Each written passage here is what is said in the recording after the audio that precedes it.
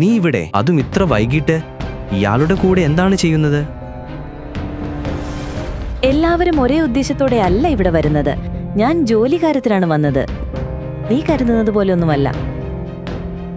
അവളുടെ മനസ്സ് തകർന്നുപോയി. ഏതാനും മണിക്കൂറുകൾക്ക് മുൻപ് അവൻ അവളുടെ കയ്യിൽ നിന്നുള്ള ഭക്ഷണം സന്തോഷത്തോടെ കഴിച്ചു. ഇപ്പോൾ അവൻ ദിയയോടൊപ്പം. ദീക്ഷയുടെ മനസ്സിൽ വിഷമവും കോപവും നിറഞ്ഞിരുന്നു. എന്നാൽ അതിനെക്കുറിച്ച് ചോദിക്കാൻ അവൾക്ക് അവകാശമില്ലെന്ന് അവൾ അറിയുകയും ചെയ്തു.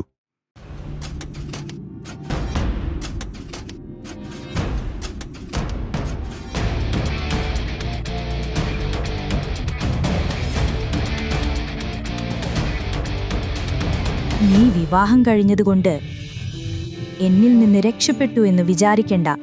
നിനക്ക് മനുഷ്യരിൽ തന്നെയുള്ള വിശ്വാസം കളയുന്ന രീതിയിൽ ഞാൻ നിന്നെ കൈകാര്യം ചെയ്യും. ദീക്ഷയ്ക്കത് കേട്ടിരിക്കുകയല്ലാതെ വേറൊന്നും ചെയ്യാനില്ലായിരുന്നു. ഇനി അവിടെ ചെന്നിട്ട് എന്തെങ്കിലും നാടകങ്ങൾ കാണിക്കണ്ട. നിന്റെ ഭർത്താവ് വിക്രം എനിക്ക് കോൺട്രാക്ട് തരുന്നത് വരെ നിന്റെ കാരണത്താൽ എന്തെങ്കിലും സംഭവിച്ചാൽ പിന്നെ നീ ഒരു കാലത്തും നിന്റെ അമ്മയുടെ മുഖം കാണില്ല. അച്ഛന്റെ വാക്കുകൾ അവൾ കേട്ടു. ഇനി അച്ഛനും സ്റ്റെപ്പ് സിസ്റ്ററിനും ശേഷം അവളുടെ രണ്ടാനമ്മയുടെ ഊഴമാണ്. മോളെ, അവിടെ പോയാൽ ഞങ്ങളെ മറക്കണ്ട. നിനക്ക് ഭർത്താവിന്റെ വീടിന് എന്തെങ്കിലും കിട്ടിയാൽ ഉടനെ ഞങ്ങൾക്ക് അയക്കണം. അല്ലെങ്കിൽ വിവാഹത്തിന് ശേഷം എന്താ സംഭവിക്കാന്ന് നിനക്ക് അറിയാലോ. വിവാഹത്തിന് ശേഷം ദീക്ഷ തന്റെ ഭർത്താവ് വിക്രമിന്റെ മുറിയിലേക്ക് പോയി. അവിടെ ഇരുട്ടായിരുന്നു. വിക്രം റെഡ് ലൈറ്റിൽ കിടക്കയിൽ കിടക്കുകയായിരുന്നു. അവന്റെ മുഖം കണ്ടപ്പോൾ ദീക്ഷ ഞെട്ടി. അവന്റെ മുഖം വളരെ ഹാൻസം ആയിരുന്നു. ആളുകൾ പറഞ്ഞതിന്റെ നേരെ വിപരീതം. അവൻ കുറച്ച് പേപ്പേഴ്സ് ദീക്ഷയ്ക്ക് നൽകി. അതുകണ്ട് ദീക്ഷ അതിശയിച്ചു. നിങ്ങൾ അതെ, ഇതാണ് എൻ്റെ യഥാർത്ഥ മുഖം. എനിക്കെൻ്റെ കാലിൽ നിൽക്കാനും കഴിയൂ. ഇതെല്ലാം നോക്കിയിട്ട് ഒപ്പുവെക്കൂ. എന്താണിത്? നമ്മുടെ വിവാഹം 100 ദിവസത്തേക്കുള്ള ഒരു കോൺട്രാക്റ്റ് ആണ്. വിവാഹ കോൺട്രാക്റ്റോ? എനിക്കൊന്നും മനസ്സിലായില്ല. അതെ, ഇതിൽ അങ്ങനെ അത്ഭുതപ്പെടേണ്ട കാര്യമില്ല. നിനക്കും അറിയാം, നീ എന്നെ വിവാഹം കഴിച്ചത് പ്രണയം കൊണ്ടല്ല. ഞാനും അതുപോലെ തന്നെ. അതിനാൽ ഈ കോൺട്രാക്റ്റിൽ ഒപ്പുവെക്കുന്നതിൽ നിനക്ക് പ്രയാസമുണ്ടാവേണ്ടതില്ല. കൂടാതെ ഭയപ്പെടണ്ട. കോൺട്രാക്ട് തീർന്ന ഉടൻ നിനക്ക് ബാക്കി ജീവിതം സുഖത്തോടെ ജീവിക്കാൻ ആവശ്യമുള്ള പണം ഞാൻ തരും. നീ എന്തിനാണിത് ചെയ്യുന്നത്? നിന്റെ ഈ ചോദ്യത്തിന് ഞാൻ ഉത്തരം പറയില്ല. പിന്നെ നീ എന്നെക്കുറിച്ച് കേട്ടതെല്ലാം ശരിയാണ്.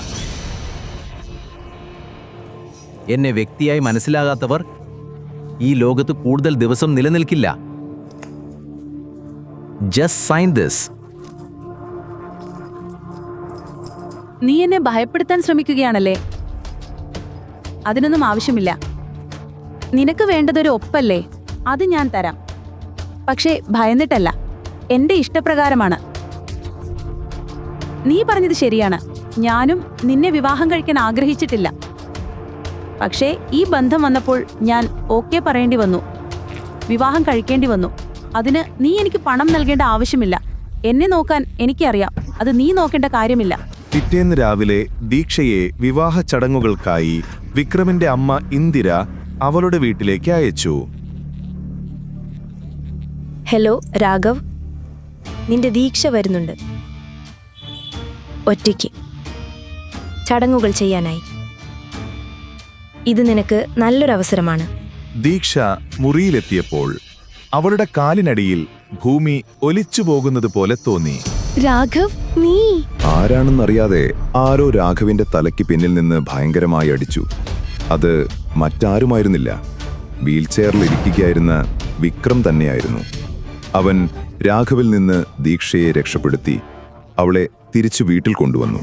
പക്ഷേ ദീക്ഷ വിക്രമിന്റെ ബെഡ്റൂമിലേക്ക് പോകാൻ തുടങ്ങുമ്പോൾ വിക്രമിന്റെ വിശ്വസ്തനായ മധു അവളെ തടഞ്ഞു. നീ അകത്തേക്ക് പോകരുത്. അത് മുകളിൽ നിന്നുള്ള ഉത്തരവാണ്. ഇനി ഒരിക്കലും അതേ മുറിയിലേക്ക് പോകാൻ പാടില്ലെന്ന് കേട്ടപ്പോൾ ദീക്ഷയുടെ കോപത്തിന് അതിരില്ലാതായി. അവൾ തടയാനാകാതെ കർശനമായ ശബ്ദത്തിൽ പറഞ്ഞു, ശരി, ഞാൻ പോകുന്നില്ല. ഇത്രയും ക്രൂരനായ അയാളുടെ കൂടെ ഒരേ മുറിയിൽ താമസിക്കാൻ എനിക്കും താല്പര്യമില്ല. പക്ഷേ ഇവിടെ അല്ലെങ്കിൽ വേറെ ഏത് മുറിയിലാണ് ഞാൻ താമസിക്കുക? ഇതിനുശേഷം മധു ദീക്ഷയെ ഒരു വലിയ ബെഡ്റൂമിലേക്ക് കൊണ്ടുപോയി. ആ മുറി വളരെ മനോഹരമായി അലങ്കരിച്ചിരുന്നു. കൂടാതെ ദീക്ഷയുടെ മുഴുവൻ സാമഗ്രികളും അവിടെ വച്ചിരുന്നു. ദീക്ഷ തളർന്നിരുന്നതുകൊണ്ട് കുളിക്കാൻ തീരുമാനിച്ചു. അവൾ അത്താഴത്തിനായി എത്തിയപ്പോഴേക്കും വിക്രം തന്റെ ഭക്ഷണം കഴിച്ചു കഴിഞ്ഞിരുന്നു. അതേസമയം ദീക്ഷയുടെ ഫോൺ റിംഗ് ചെയ്തു. ഹലോ, നാളെ ലഞ്ച് എന്റെ വകയാക്കാം. എന്താ വിശേഷിച്ച്? ഡാ, എനിക്ക് നാട്ടിലെ കുറച്ച് ഭൂമിയുണ്ടായിരുന്നു. അത് വിറ്റ് നല്ല കാശ് കിട്ടി. നീ എന്റെ നല്ല ഫ്രണ്ടാണ്. എപ്പോ നാളത്തെ ലഞ്ച് നിന്റെ കൂടെ ആക്കാന്ന് കരുതി. ഓക്കേ, ഞാൻ വരാം. ശ്യാമിനെ വിളിക്കട്ടെ. നിനക്കെന്താ വട്ടായോ? എനിക്കല്ല, നിനക്കാണ് വട്ട്. നിനക്കറിയാലോ അവൻ എത്ര കാലമായിട്ട് നിന്നെ സ്നേഹിക്കുന്നുണ്ടെന്ന്. ഇപ്പൊ ഞാൻ വിവാഹിതയാണ്. അതെനിക്കറിയാം. അത് നിന്റെ ഇഷ്ടത്തിലല്ല നടന്നതെന്നും ദിയയ്ക്ക് വന്ന ആലോചന നിന്റെ മേൽ കെട്ടിവെച്ചതാണെന്നും ഒക്കെ എനിക്കറിയാം. നോക്ക്, നീ ശ്യാമിനെ വിളിച്ചോ. പക്ഷെ ഞാൻ വരില്ല. നിങ്ങൾ രണ്ടുപേരും തന്നെ കഴിച്ചാ മതി.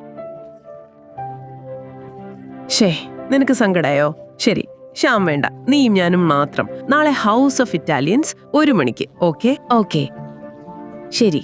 പിറ്റേന്ന് കൃത്യം 1 മണിക്ക് ദീക്ഷ ഹൗസ് ഓഫ് ഇറ്റാലിയൻസ് എന്ന റെസ്റ്റോറന്റിലെത്തി. ശാലിനി അവളെ അവരുടെ റിസർവ് ചെയ്ത ടേബിളിലേക്ക് കൊണ്ടുപോയി. അവിടെ ഇരുന്നിരുന്ന പ്രണയ ജോഡികളെ കണ്ട ദീക്ഷയ്ക്ക് ദേഷ്യം വന്നു. നിങ്ങളുടെ കഴിഞ്ഞെങ്കിൽ ഒന്ന് എണീക്കൂ. ഇപ്പൊ ഞങ്ങൾക്ക് റിസർവേഷനുള്ള ടൈമാണ്. ഇത് കേട്ട് ആ കപ്പിൾ അവളുടെ അടുത്തേക്ക് തിരിഞ്ഞു. പക്ഷേ ദീക്ഷ അവരുടെ മുഖം കണ്ടപ്പോൾ ഞെട്ടി. പ്രണവ്, നിഖില, നിങ്ങളോ? ഹാ, അതെ. എന്താ അതിൽ ഇത്ര ഞെട്ടാനുള്ളത്? ഞങ്ങൾ എല്ലാ വീക്കും ഇവിടെ വരാറുണ്ട്. പക്ഷെ നീ എങ്ങനെ ഇവിടെ വന്നത്? ഇതൊന്നും നിനക്ക് താങ്ങില്ലല്ലോ മോളെ. നിഖില ദീക്ഷയുടെ കസിനാണ്. പ്രണവ് ദീക്ഷയുടെ ആദ്യ പ്രണയവും. അവരുടെ എൻഗേജ്മെന്റിന്റെ തലേ ദിവസമാണ് ദീക്ഷ പ്രണവിനെ നിഖിലയോടൊപ്പം കണ്ടത്. അങ്ങനെ അവൾ ആ എൻഗേജ്മെന്റ് വേണ്ടെന്ന് വെച്ചു. അതിനുശേഷമാണ് ഇവർ രണ്ടുപേരും ഒന്നിച്ചത്. നീ സ്വന്തം നിലപാടും മര്യാദയും നോക്കിയാൽ മതി, മറ്റുള്ളവരുടേതല്ല. നിങ്ങളുടെ കഴിഞ്ഞെങ്കിൽ പെട്ടെന്ന് ഇവിടുന്ന് സ്ഥലം വിട്ടോ. This is our table.